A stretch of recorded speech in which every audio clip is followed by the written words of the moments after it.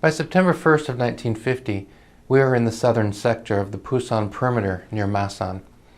A Battery was firing in support of the 24th Infantry Regiment and the 27th Wolfhounds, who were defending Battle Mountain and south of the Naktong River.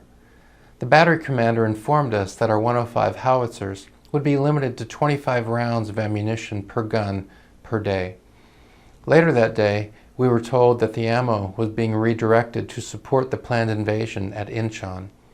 This raised our spirits, but we still had a lot of fighting and enemy to face.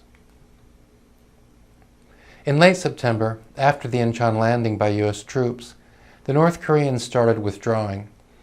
Our infantry units were still being attacked, but were able to advance across the Naktong River by way of a sandbag bridge built by the 65th Engineers and 400 to 500 Korean civilians and enemy POWs. The 25th Division was formed into several task forces for pursuit of the North Koreans as they fled north to avoid capture. If I remember correctly, the 8th Field Artillery Battalion was part of a task force charged with clearing the western side of Korea. We encountered many roadblocks, but after a brief engagement the enemy would withdraw, thanks to the Wolfhounds, leaving behind equipment, trucks, and uniforms.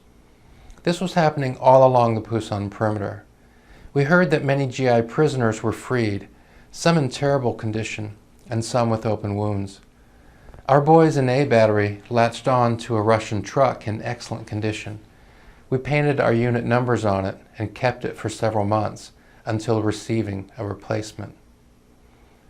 We set out in a long convoy going very slowly as the 27th Infantry cleared the way.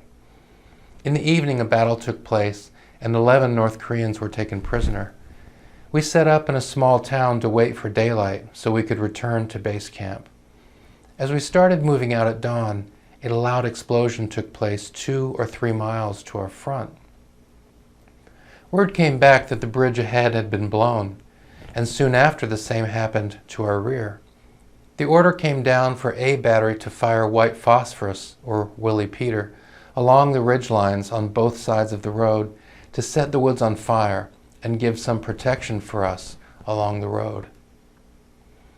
A tank with a dozer blade made a road around the blown bridge, and we were able to move to base camp with no further problems.